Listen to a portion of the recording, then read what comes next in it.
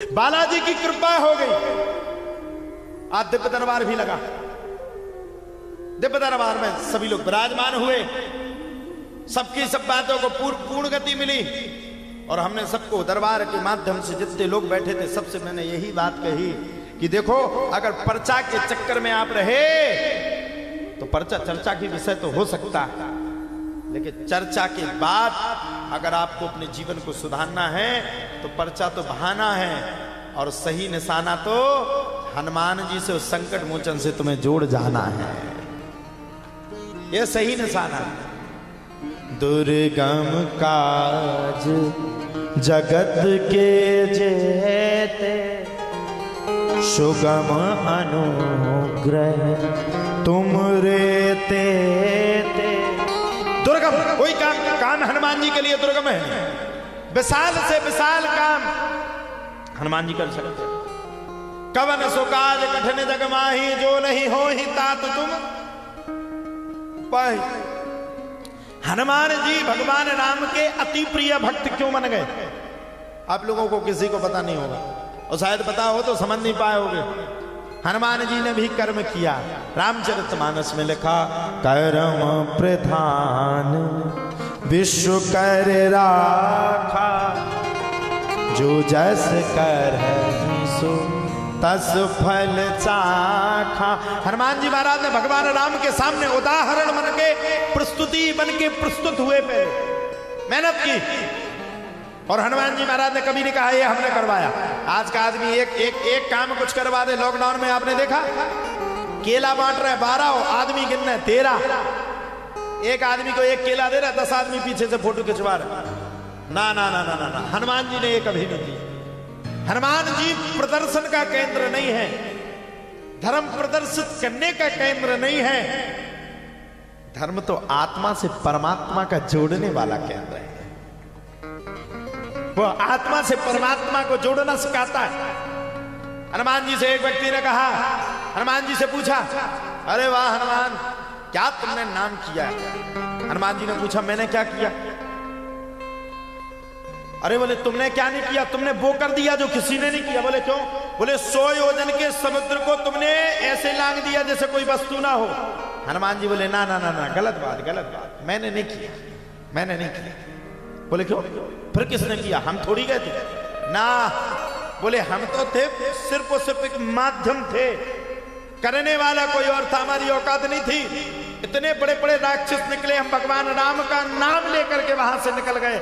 हम तो सिर्फ और सिर्फ माध्यम थे, कृपा मेरे राम की थी जो हम समुद्र को लांग करके चले आए। हनुमान ने कहा, ये हनुमान जी ने कहा। और क्या कहा? हनुमान चालीसा में लिखा, प्रभु मुद्रिका मेरी मुख माही। हमने कहा लांग दिया, प्रभु मुद्रिका मेरी मुख माही। अरे हमने तो मुद्रिका को मुख में लिया। रोम रोम में राम का वास हो गया। जलधि लाधि गए अचरज नाही। मुद्रिका में वो पावर था जिस प्रकार से। अच्छा एक बात बताओ, हम लोग फ्लाइट में सफर करते हैं, हमें फ्लाइट पहुंचाता कि हम फ्लाइट को पहुंचाते? बताइए। तुमसे कह दो तुम उड़ जाओ, ऊपर से कोई फेंक दे, छिटी ना मिले थे, काय में जलाया आदमी, फ्लाइट को मैं पहुंचाया। और हनुमान जी को भी उस समय राम नाम की अंकित मुद्रिका नामक फ्लाइट हनुमान जी ने जिहुआ में लिया। हनुमान जी ने कुछ नहीं किया, बोले हमने 1 मिनट भी कुछ नहीं किया। राम के बल का प्रताप हमारे रोम रोम में बस गया, रोम रोम के अंकित ग्रह में बस गया, एक एक सांस सांस में बस गया।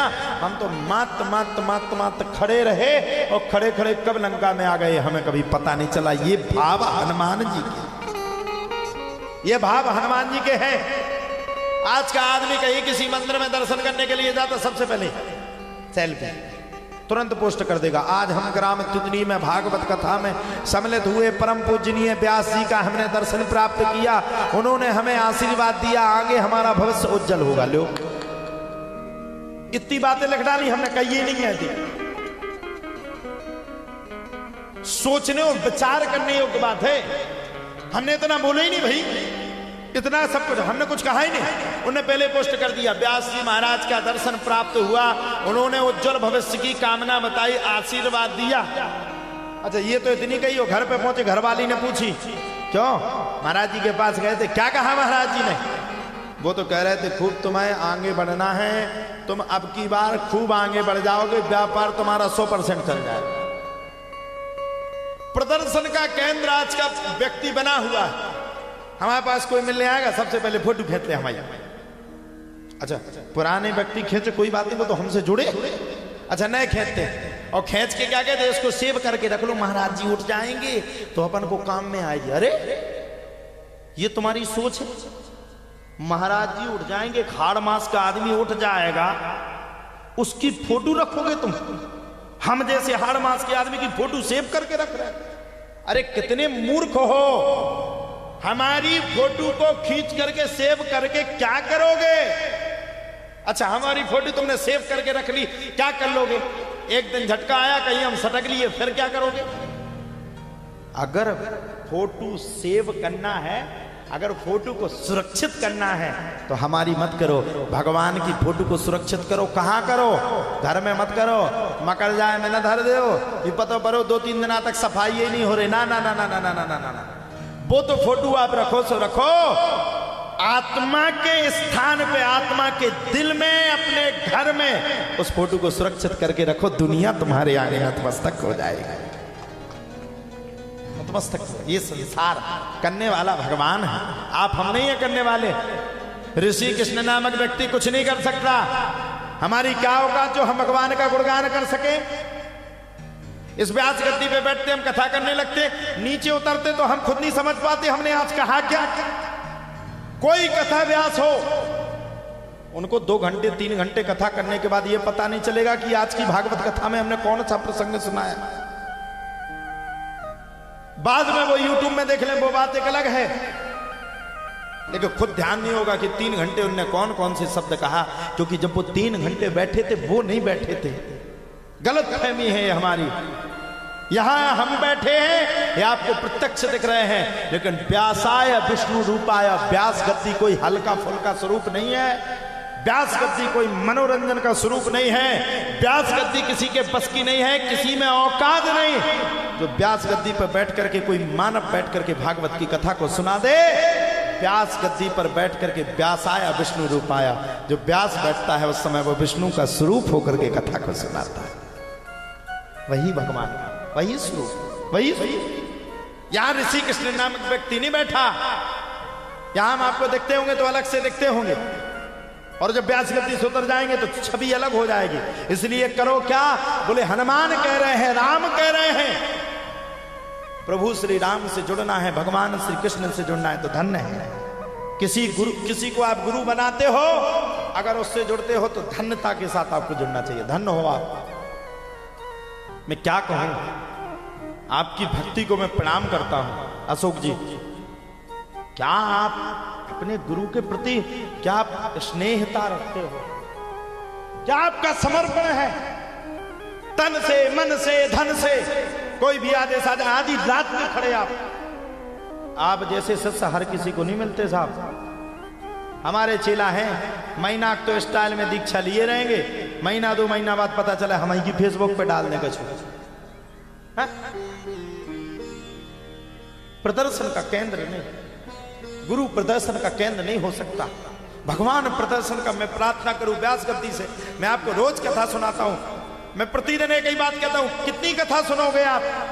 चरित्र वही है, राम का, कृष्ण का। चरित्र तो आप सुन सकते हो, लेकिन अपने अंदर के चरित्रार्थ को जब तक नहीं बदलोगे तब तक चरित्र सुनने से कोई मतलब नहीं निकलेगा, जब तक कोई मतलब नहीं निकल सकता। आपकी आत्मा में गुरु का वास होना चाहिए साहब। गुरु क्या है, कोई क्या समझे गुरु को? आज के लोगों से कह दो, किसी से भी कहते, अच्छा आजकल हमने दीक्षा बहुत कम कर दी, 90% नहीं देते, 10% दे देते, किसी को लेना 10% देते, 90% बंद की। क्यों? अरे हमारे चेलों का पता ही नहीं, आ जाएंगे गुरु पूर्णिमा पे, फटी फटाई पन्नी में का शिवफल लेता है सरो सराव। बात शिवफल की नहीं है, बात भावोगे, ठीक है वो भी लिया। उदना इतने पांव पखारे, गुरु जी आपको स्वास्थ्य कैसो है, आप कैसे हो, आप तो पतले पड़ गए, आप तो कमजोर। अरे तू कहाँ गया था 1 साल तक, आ गया गुरु पूर्णिमा पे घी चुपड़ी बातें करने। अरे मैं ये नहीं कह रहा, हर शिष्य का कर्तव्य है कि हर शिष्य का और हर आदमी का कर्तव्य, काम तो उसको करना पड़ेगा, काम नहीं करेगा तो पैसा कहां से आएगा, ठीक है वो आय की गति है।